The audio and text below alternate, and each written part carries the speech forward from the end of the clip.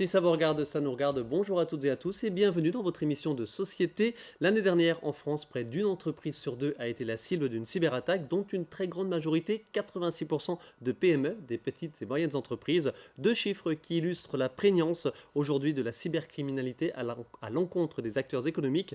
Les administrations et autres institutions sont également très impactées. Les hôpitaux de Vittel et Neufchâteau, par exemple, c'était en octobre dernier. Quels sont les points de vigilance à avoir en la matière? Comment renforcer sa cybersécurité, comment agir en cas de cyberattaque? On va voir tout cela avec nos trois invités.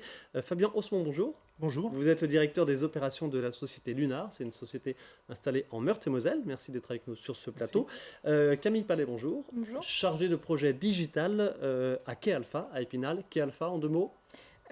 Historiquement, un incubateur de start-up. Aujourd'hui, plus que ça, on accompagne aussi les entreprises sur les sujets de transformation numérique. On a un studio de création de contenu digital et un pôle événementiel pour améliorer le tissu économique et faire en sorte que les entreprises puissent se rencontrer facilement. Une vingtaine de personnes à proximité de la gare, mais on ne dit pas au Quai Alpha, on dit bien à Quai Alpha. Voilà, je précise. Et vous êtes dépendant d'un organisme rattaché à la CCI, à la Chambre de commerce et d'industrie, ainsi qu'à la communauté d'agglomération d'Épinal. Je vais y arriver. Jérémy Roy, bonjour, adjudant-chef référent sûreté et cybersécurité au groupement de gendarmerie des Vosges. Merci d'être avec nous sur ce plateau. Plaisir. Petite précision d'importance, on ne va pas parler de cyberharcèlement ou de cyberpédocriminalité. Cela pourrait faire l'objet évidemment d'une émission à part entière. Le sujet de cette émission, c'est bien la cybercriminalité envers les entreprises et envers les administrations. Succinctement, quel est chacun à votre niveau de compétence et sur la sphère sur laquelle vous intervenez, quel constat vous dressez en termes de cybercriminalité aujourd'hui, très succinctement? Alors aujourd'hui, en fait, la cybercriminalité est très active et de plus en plus active puisqu'elle utilise notamment les toutes dernières technologies pour pouvoir faire de la ruse. Et donc aujourd'hui, les enjeux en termes de cybersécurité pour contrer en fait, ces phénomènes se reposent sur des solutions techniques et des solutions de formation. Des solutions techniques et des solutions humaines. Humaines, On va évoquer tout cela dans cette émission. Camille Palais, comment vous jauger cette cybercriminalité dans un département comme le nôtre? Je l'ai dit en introduction, on va redire quelques autres chiffres au cours de l'émission, mais voilà, département rural, beaucoup de PME, TPE, les très petites entreprises. Comment vous jaugez la chose? Donc je rencontre au quotidien les dirigeants de ce type d'entreprise-là et ce que je peux constater, c'est que beaucoup ne sont pas suffisamment sensibilisés ou du moins ils savent que la cybersécurité c'est un enjeu qui est important pour leur entreprise, mais du fait qu'ils sont encore énormément sur le terrain, ils ont des choix à faire peut-être un peu plus prioritaires à leurs yeux, ce qui fait qu'ils ne consacrent pas assez de temps, à mon sens, à ce sujet-là. Pas assez de temps et pas assez de moyens. Pas assez de moyens, financiers. Effectivement, ouais. Ok. Adjudant-chef Jérémy Roy, alors vous intervenez vous aussi, peut-être plus particulièrement auprès des collectivités, auprès des mairies, auprès des communautés de communes, auprès des organismes comme les hôpitaux par exemple. Comment vous jaugez la chose?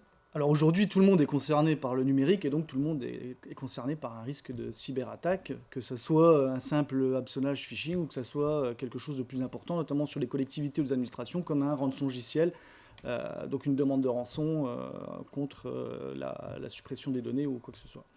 Donc la gendarmerie, évidemment, accompagne le public au sens large, et même en zone rurale, au même titre qu'on est concerné par les cambriolages en zone rurale, avec le cyberespace, ça touche tout le monde, donc on est là pour accompagner le public. Et vous avez vos pendants en zone police, bien sûr. Bien évidemment, sur, oui. Voilà, je reprécise, Épinal, Remiremont et Saint-Dié-des-Vosges sont des zones police. Tout à fait. Donc nous, on intervient dans notre zone, en zone gendarmerie, qui représente à peu près 95% du territoire vosgien, et la police nationale fait exactement les mêmes choses, à peu près, au niveau de son territoire. J'ai cité en exemple les hôpitaux de Vittel et de Neufchâteau qui ont été donc attaqués, qui ont été cyber-attaqués. C'était en octobre dernier, avec des conséquences diverses, évidemment, un arrêt des activités, des services, de la possibilité de les joindre, des enregistrements de données, etc. pendant plusieurs heures, voire pendant plusieurs jours pour certains services. Juste une info, l'enquête est en cours. L'enquête est toujours en cours, exactement, donc elle avance. Et elle est menée par qui? Alors elle est menée au niveau d'une section de recherche, donc au niveau, ce qu'on appelle au niveau régional, nous, au niveau de la gendarmerie. Donc c'est une section de recherche qui a le dossier actuellement. Et la seule chose qu'on peut dire, et que je me permettrai de dire moi, c'est qu'elle est plutôt bien avancée, On va dire ça. pour l'instant. Ok, allez, merci beaucoup. Fabien Osmond, j'ai donné en introduction 2 chiffres. Grosso modo, une entreprise sur 2 victime l'année dernière d'une cyberattaque, dont 86% étaient des PME, des petites et moyennes entreprises. Un autre chiffre très important, les conséquences sur la fermeture éventuelle, enfin la liquidation de ces entreprises quand elles sont attaquées. Oui, Il y a un chiffre aussi qui illustre. Effectivement, il y a un chiffre qui est très parlant. Aujourd'hui, sur ce type de structure, 60% déposent le bilan dans les 18 mois. Donc c'est très pénalisant. C'est énorme. C'est énorme. C'est énorme, effectivement. Et donc derrière, il y a toutes les répercussions sur le tissu effectivement de l'emploi, des familles, puisque quand une entreprise ferme, c'est pas une personne qui perd son emploi, mais ça impacte une famille de manière globale. Et un autre chiffre que vous m'avez donné, vous, Jérémy Roy, une cyberplainte pour une cyberplainte officialisée auprès de vos services ou auprès de la police nationale, en fait, ce sont grosso modo 250 faits qui sont commis. Ça, c'est une stat nationale. Commis ou tenté, effectivement. Enfin, ça, c'est une stat gendarmerie. Ah, gendarmerie, Oui. d'accord. On considère qu'à peu près pour une plainte enregistrée, donc quelqu'un qui se déplace en gendarmerie pour déposer une plainte, que ce soit un particulier ou une entreprise ou une collectivité ou autre, il y a environ 250 faits qui ont été tentés ou commis et qu'il n'y aura pas de dépôt de plainte. D'accord, là c'est vraiment donc, toute catégorie de Voilà, cybercriminalité tout confondue. à fait. Ok. Alors les chefs d'entreprise, Camille Palais, vous en avez évoqué rapidement, les chefs d'entreprise, ils ont conscience effectivement de certaines choses, mais pas à leur niveau. Ils se sentent pas concernés par la fameuse RGPD, donc le règlement, on dit là d'ailleurs, en fait c'est parce que c'est le règlement général sur la protection des données. Camille Palais et Jérémy Roy, vous intervenez donc évidemment sur ce volet prévention de la cybercriminalité, et vous regrettez, comme vous l'avez dit tout à l'heure, Camille Palais, un véritable manque de cyberculture du monde de l'entreprise. Peut-être pas un manque de cyberculture, mais un manque de temps consacré à ces enjeux-là de la part des chefs d'entreprise, parce que en fait, il y a 2 cas de figure. À chaque fois, je pose la question, si je vous dis RGPD, est-ce que ça vous dit quelque chose? Donc des fois, j'ai le non, je sais pas. Donc là, il y a vraiment... Pourtant, on en entend beaucoup parler depuis 2018, c'est ça? 2018. Tout à fait. Et quand bien même, il y a quand même encore des gens qui ne font pas le lien avec cybersécurité et RGPD. D'accord. Et il y a vraiment, à mon sens, un enjeu de sensibiliser ces chefs d'entreprise-là, juste de leur faire prendre conscience que même s'ils sont à la tête d'une petite entreprise à leurs yeux et qu'ils sont moins intéressants qu'une grosse firme internationale, ils ont quand même des données qui peuvent être piratées et qui sont beaucoup plus facilement piratables parce qu'ils ont forcément moins de moyens pour se parer contre ces attaques-là. Alors pourquoi un cyberpirate, proche ou à l'autre bout du monde, s'attaquerait à une PME vosgienne, je sais pas moi, d'une dizaine de salariés? On pense à une menuiserie, on pense à un artisan du bâtiment avec quelques salariés. Très bonne question. Je dirais déjà, c'est ce que je commençais à dire un petit peu tout à l'heure, l'entreprise est plus petite, donc elle a un petit peu moins de ressources financières pour se consacrer à la sécurisation de ces systèmes de données. Et c'est aussi un sujet, par définition, à mon sens, qu'elle maîtrise moins au démarrage. Une grande entreprise, elle a un DSI, elle a un DPO. DSI. Alors DSI, c'est un directeur des systèmes informatiques, et DPO, un délégué à la protection des données. Donc il y a deux personnes consacrées à ces enjeux-là dans l'entreprise. Une plus petite entreprise, par définition, c'est une plus petite structure. Elle n'a pas les moyens d'engager ce type de personnes-là au démarrage ou à cause de sa structure. Et mais donc aussi moins de moyens, tout simplement pour payer une éventuelle rançon. Oui, aussi. Quid de l'objet de la cyberattaque d'une TPE ou d'une PME? À mon sens, je ne sais pas si vous voulez apporter quelque chose, vous êtes peut-être aussi en lien avec des chefs d'entreprise. C'est pour voler les données et demander une rançon, Fabien Osmond? Alors en fait, les cybercriminels, c'est des jumeaux numériques de ce qui se passe dans la vraie vie. Ouais. En fait, c'est de l'opportunisme. Aujourd'hui, vous avez des cambrioleurs qui vont dans les pâtés de maison, ils passent devant les maisons, ils regardent les portes qui sont les moins sécurisées, où il y a un accès facile, ils vont rentrer par opportunisme. Les cybercriminels, c'est la même chose, ils font exactement la même chose, c'est le réplica. Eux, ils vont rentrer où c'est le plus facile pour rentrer.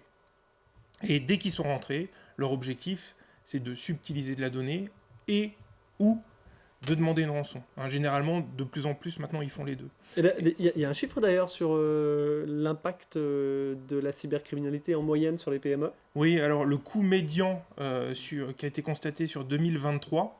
PME ou plus gros. Oui, PME ou plus gros, c'est à peu près 130 000 euros. 130 000 euros. L'impact. Et donc, du coup, la problématique face aux chefs de PME, c'est que ça peut être fatal pour eux, ce coût. Donc, des fois, il vaut mieux abandonner que de continuer. Voilà. Jérémy Roy, alors, impossible évidemment de donner des exemples, notamment parce que dans le monde de l'entreprise, c'est quelque chose d'un petit peu secret, on n'aime pas trop communiquer, mais vous confirmez, est-ce que vous avez eu vent, écho d'entreprises vosgiennes plus ou moins grosses qui ont payé des rançons dans cet ordre d'idée, 130 000 euros? Alors, je pourrais pas vous dire à ce niveau-là. Moi, ce que je peux vous dire, c'est que sur les statistiques de 2023, en termes de cyberattaques contre des entreprises, alors entreprises de toute taille, ça peut être l'artisan ou la TPE, comme des PME, on a près une cinquantaine d'entreprises qui ont déposé plainte pour une cyberattaque dans les Vosges pour 2023. Alors, cinquantaine de plaintes, sachant que pour une plainte, il y a 250 faits. Donc enregistrées en gendarmerie. Sachant que pour une plainte, on est sur 250 faits, ça fait un petit peu peur. Après, quand on parle de cyberattaque, ça peut être un simple phishing, un simple mail frauduleux qui a été envoyé auquel on va apporter aucune réponse. On en reçoit tous aujourd'hui. Donc au niveau des entreprises, ils en reçoivent bien évidemment aussi. Donc voilà, c'est pas que du rançongiciel avec une demande de rançon forcément. Une cyberattaque. On voit quelques images plutôt anciennes, j'avoue, de votre cellule. Donc la cellule qui s'appelle exactement... Alors ça, ce qu'on est en train de voir, c'est un enquêteur en nouvelles technologies, on en a 2 au niveau du groupement de gendarmerie départementale des Vosges, qui sont rattachés à la section opérationnelle de lutte contre les cybermenaces. Et moi, je suis à la cellule de prévention technique de la malveillance, un étage au-dessus. Cellule de prévention technique de la malveillance, tout un programme. Camille Palais, on reste sur l'entreprise. Donc cette... méconnaissance ou cette non-vigilance du chef d'entreprise aujourd'hui, vous sentez que quand même ça vient ou pas? Oui, ça vient parce que à Key Alpha, on organise plusieurs événements par an, comme je le disais. La cybersécurité, justement, fait partie des sujets qu'on aborde pendant ces événements-là. Il y a toujours beaucoup de gens qui répondent présents. Et je parlais tout à l'heure du chef d'entreprise qui ne savait pas ce que voulait dire RGPD. Il ne faut pas en faire une généralité. Il y a aussi beaucoup de chefs d'entreprise qui ont conscience de ça, qui ont conscience qui, encore une fois, n'ont pas le temps de s'en occuper et qui vont se tourner vers des acteurs comme la CCI pour essayer de les guider. Là, moi, j'ai pas vocation à me placer en tant qu'experte du RGPD ou de la cybersécurité, mais plutôt avec un rôle de sensibilisation. Et après, on va s'appuyer sur des partenaires locaux. Un homologue de Fabien, par exemple, dans les Vosges, c'est... on va le citer. Inkivari, tout à fait. Qui est, alors pas incubé, mais qui loge chez qui vous, loge au même endroit, qui loge chez Alpha. nous. C'est un colocataire, on va dire. Et effectivement, quand on a des entreprises, j'ai par exemple accompagné une entreprise qui n'avait pas de registre de traitement de ses données. Donc c'est un document qui est obligatoire pour les entreprises. Moi, je n'avais pas forcément les compétences techniques pour le faire. J'ai fait appel à Inkivari pour pouvoir répondre au mieux à l'entreprise et l'accompagner. Jérémy Roy, on a parlé des hôpitaux tout à l'heure, quid des collectivités, une mairie, une communauté de communes qui gère évidemment énormément de données. Précision que vous avez voulu mettre en exergue dans la préparation de cette émission, les élus sont responsables des données des usagers, bien sûr, des citoyens lambda qu'ils collectent. C'est le but du RGPD, c'est de responsabiliser la personne qui détient les données. Donc au même titre qu'une entreprise, une collectivité détient des données, elle détient pas mal de données, ou alors même une administration, que ce soit après un organisme comme un établissement hospitalier, d'autant que les données médicales sont très recherchées.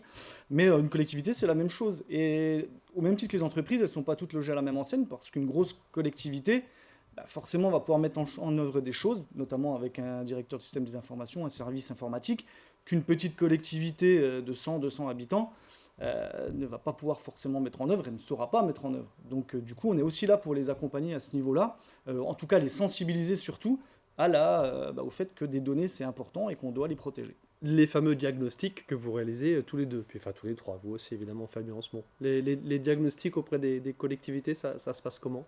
Alors, le diagnostic, en fait, on a mis un dispositif en œuvre à la gendarmerie qui s'appelle Diagonale, et on leur transmet un pré-diagnostic qu'ils vont pouvoir remplir pour faire un état de leur système informatique. Et nous, ensuite, on va pouvoir aller les rencontrer pendant à peu près 1h30, 2 heures, en fonction de la collectivité, pour faire vraiment un constat de ce qui est en place et ce qui peut être mis en place. Alors bien sûr, ce n'est pas nous qui allons les aider à le mettre en place directement, mais on va les orienter vers des infrastructures, des organismes qui vont pouvoir les aider. Si je vous demande comme ça du tac au tac le pire du pire de ce que vous avez vu en termes de sûreté, de cybersécurité. Vous avez des communes où il n'y a rien du tout, enfin je veux dire, ou quasiment rien du tout, pas plus qu'un particulier finalement. Ouais, quand vous dites rien, c'est-à-dire au minimum peut-être un antivirus quand même, mais le problème c'est aussi l'humain qui joue beaucoup dans le cadre du cyber. On dit toujours que le problème il peut être entre le siège et le clavier, parce que même si on a des bonnes sécurités, si il y a un manque de vigilance, le fait simplement de cliquer sur la mauvaise pièce jointe, on peut se retrouver avec un malware ou un virus à l'intérieur ou alors pire. Et voilà, donc après, c'est beaucoup de la sensibilisation nous qu'on fait et c'est très important. Très bien, Osmond. Quel est le top 3 des actes malveillants alors auprès des entreprises comme auprès des collectivités, des institutions, des organismes divers et variés? Si je vous demande le palmarès des malveillances des cyber-malveillances. On retrouve, je pense, le même podium que ce que constate la gendarmerie. Le numéro 1, c'est le phishing. Concrètement, le phishing, c'est d'adresser un email à votre destination dans le but de vous faire porter une action qui va permettre de subtiliser, par exemple, vos identifiants et mots de passe sur une plateforme, ou alors de vous amener à renseigner des éléments de carte bancaire, par exemple pour payer des frais de colis qui ont été bloqués. Alors, vous l'avez... Avec évidemment le renvoi vers un site internet, Exactement. Une application annexe. Voilà. Sachant qu'il y a 10 ans, c'était bourré de fautes d'orthographe. Oui. Aujourd'hui, il n'y a plus de fautes d'orthographe. Et il y a évidemment une présentation visuelle, une infographie qui est très trompeuse. Oui, parce que les cybercriminels évoluent avec le numérique et sont d'ailleurs souvent précurseurs dans le domaine. Et donc, la qualité en fait, des faux maintenant qui sont générés par les cybercriminels sont à l'identique des sites originaux. Donc, vous pouvez vous faire avoir. Le deuxième sujet, monsieur l'a dit, c'est le ransomware, donc le rançon logiciel. L'objectif, c'est la demande de rançon. Voilà, un logiciel qui bloque tout en attente du versement d'une rançon. Exactement. Donc, comme je l'avais cité auparavant, c'est le report du monde réel dans le monde virtuel. Auparavant, il y avait des malfrats qui faisaient du racket. C'est le racket numérique qu'on appelle le rançon logiciel. C'est la même manière de faire. Je vous bloque, je vous demande de l'argent. Et dans plus de 40% des cas, les gens ne retrouvent pas leurs données. Donc, c'est quand même important aussi. Avec paiement de la rançon ou pas? Alors, c'est aléatoire. C'est aléatoire. Ça, c'est une information qui est très difficile à avoir. Oui, alors déjà, de facto, quand vous ne payez pas la rançon, vous n'avez pas accès aux données. Donc, ils vous bloquent complètement. D'accord ? Ensuite, quand vous payez la rançon, vous n'êtes pas sûr de récupérer la donnée. Et par moment, on l'a vu, des sociétés ont récupéré leurs données, mais dans un état déstructuré, c'est-à-dire que vous n'avez plus du tout l'arborescence, le classement. Vous avez une donnée brute qui vous est fournie. Donc en fait, l'exploitabilité de la donnée à la suite de cette cyberattaque est très faible. Et puis, est-ce qu'on a un chiffre des rançons, du montant de la rançon moyenne, demandée à une TPE, PME d'une dizaine de salariés? Alors je vous remercie. Évidemment, dans le sens où un malfrat, un cybercriminel qui s'attaque à Bouygues, il ne va pas demander la même rançon s'il s'attaque à une entreprise de menuiserie de Certini. Oui, je vous remercie de cette question parce qu'elle démontre bien l'ingénierie en fait, des cybercriminels. Parce qu'en fait, ils vont, une fois avoir pénétré dans le système d'information de l'entreprise, donc le système informatique de l'entreprise, ils vont avoir des collaborateurs, puisque c'est des structures organisées, comme des entreprises, qui vont analyser la victime pour être capables de pondérer la demande de rançon en fonction de la santé financière de l'entreprise. D'accord. Ah oui, donc en plus, il y a une analyse de la santé financière de l'entreprise. Alors, grosso modo, on a un chiffre ou pas? C'est très difficile, j'imagine, mais... de ce qu'on a pu constater, le plus bas, c'est 50 000 euros. D'accord. Et le plus haut, il n'y a pas de limite. Oui, forcément. Il n'y a pas de limite. Si on s'adresse à des grandes multinationales, même si ces grandes multinationales, elles ont des services informatiques très performants, sur l'aspect technologique, est-ce que les cybercriminels ont toujours un coup d'avance sur les systèmes de sécurité, sur la recherche en termes de gestion des données, etc., de sécurisation des données? Alors, ils ont systématiquement un coup d'avance. En fait, ils adoptent les nouvelles technologies dès leur parution, voire même avant qu'elles soient rendues publiquement. On le voit avec un phénomène aujourd'hui qui apparaît, qu'on appelle les deepfakes.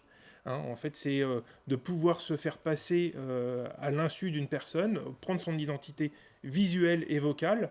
Et donc, vous avez des cybercriminels aujourd'hui qui agissent soit dans le cadre de fraude au président, c'est-à-dire se faire passer pour le président d'une entreprise et demander à opérer à des virements, surtout à l'étranger. Pardon, une PME, je réitère, ma menuiserie de Certigny, elle peut être touchée? Ah bien sûr. Elle peut, Bien sûr. ça peut fonctionner, ce genre d'attaque? J'ai eu le cas d'un client, et en fait, c'est son assistante administrative. Ils ont mis en place un processus où elle lui fait systématiquement valider les devis, les virements avant de les envoyer. Mais une telle chose n'aurait pas été mise en place. Le virement partait auprès d'un RIB dont ils n'avaient pas du tout connaissance. C'était je ne sais plus si c'était un fournisseur ou un client qui les a contactés. Enfin, ils ont reçu un mail d'un fournisseur ou d'un client, soi-disant, leur disant attention, nouveau RIB, notre comptabilité change, voilà. Notre comptabilité change, faites les virements maintenant sur ce RIB-là. Ça, c'est récurrent. Ah oui, c'est des choses. Le faux RIB, l'escroquerie au faux RIB prend une grosse ampleur aujourd'hui et ça touche forcément toutes les entreprises, même les collectivités. On a des collectivités qui nous ont fait remonter ce genre de fait vis-à-vis de fournisseurs ou vis-à-vis d'entreprises chargées de travaux, etc. Avec l'histoire du faux RIB, quoi, où on transmet un RIB en remplacement du débiteur, quoi, en fait. Ok. Et voilà. Fabien Ansemont, on en était au numéro 2. Numéro 3, peut-être, de la cybermalveillance la plus courante. Alors après, vous allez voir exactement ce qu'on vient de citer, c'est-à-dire toute la partie fraude bancaire. Donc, fraude au président, ça peut être une fraude aux fournisseurs ou aux clients. Et ça peut être, alors ça paraît de plus en plus, c'est la fraude aux salariés, c'est-à-dire quelqu'un qui se fait passer pour un salarié et qui transmet au service RH en disant, voilà, j'ai changé de compte bancaire, est-ce que vous pouvez virer mon salaire maintenant sur tel compte bancaire ? C'est le même registre. Ok. Camille Palais, on va voir quelques images d'une conférence que le Quai Alpha, en partenariat bien sûr avec la Chambre de commerce et d'industrie, a organisée. C'était donc au Centre des Congrès en octobre dernier. Un ancien hacker qui s'est reconverti entre guillemets dans la sensibilisation à la cybersécurité, voilà, avec cette levée de main assez incroyable du nombre de chefs d'entreprise qui ont dit oui, moi j'ai été victime d'une cyberattaque. C'est très très prégnant. D'où l'importance de cette sensibilisation, de tout ce que vous faites à Quai Alpha pour sensibiliser les chefs d'entreprise. Oui, exactement, parce qu'au-delà de juste leur demander s'ils connaissent ces enjeux-là, il y en a très souvent qui ont déjà eu affaire à ces attaques-là, ou alors ils connaissent forcément quelqu'un dans leur entourage, un ami chef d'entreprise qui en a été victime aussi. Et effectivement, à Quai Alpha et dans le cadre de la Chambre de commerce et d'industrie, on a vocation à sensibiliser, comme je le disais, les entreprises. Donc on essaye d'être en amont d'acteurs comme Fabien et Inkivari, ou même la gendarmerie, en essayant d'éduquer un petit peu les entreprises aux premiers bons réflexes.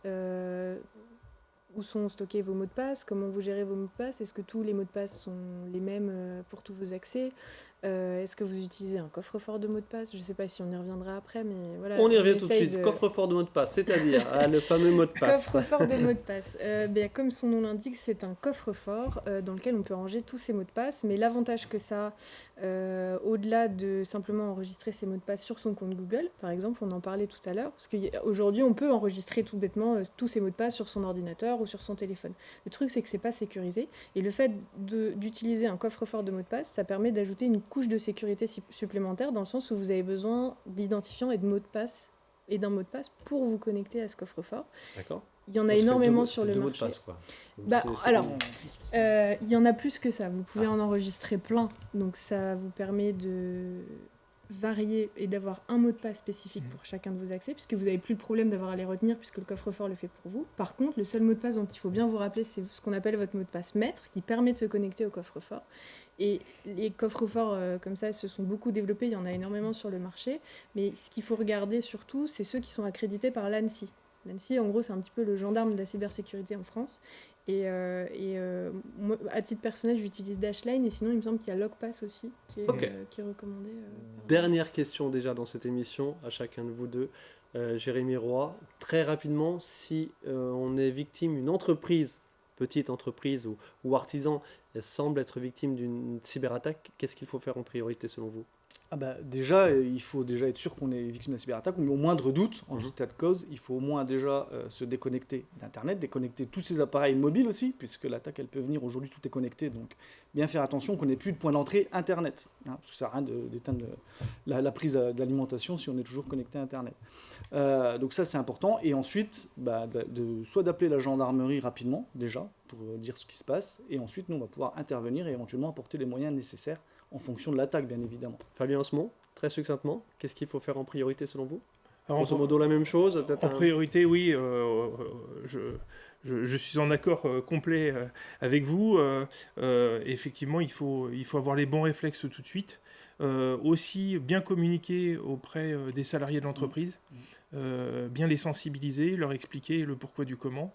Veiller aussi à ce qu'ils ne répondent pas à tout et n'importe quoi lors d'une cyberattaque, parce que souvent, les attaquants contactent l'entreprise aussi pour essayer d'amadouer, etc. Donc il y a une vraie organisation, on appelle ça une gestion de crise, et cette gestion de crise, elle doit être aussi bien organisée, structurée. Alors l'État met aussi à disposition une plateforme qui s'appelle Cybermalveillance. .gouv.fr. Voilà, .gouv.fr, qui permet que ce soit aux particuliers ou aux entreprises, en cas de cyberattaque aussi, tout de suite de déposer le cas dans lequel ils sont pour être pris en charge par des acteurs tels que nous. On est labellisé, par exemple, cybermalveillance. Okay. Il y a un autre organisme aussi qui est important à connaître sur les collectivités ou les entreprises aussi, c'est le centre d'assistance qui s'appelle le CCIRT, enfin c'est un CCIRT, Grand Est cybersécurité.gouv.fr, qui a un support téléphonique et technique, etc., et qui peut tout à fait les renseigner. Merci à tous les trois de votre participation à cette émission qui se termine déjà. On aurait eu encore beaucoup de choses à dire, beaucoup de petits conseils peut-être, alors auprès du grand public, mais aussi auprès du monde de l'entreprise. Donc à propos de cette cybersécurité, de cette cybercriminalité qui progresse. Merci infiniment. Bonne continuation à vous. Merci à vous de votre attention. On se retrouve la semaine prochaine pour une nouvelle émission.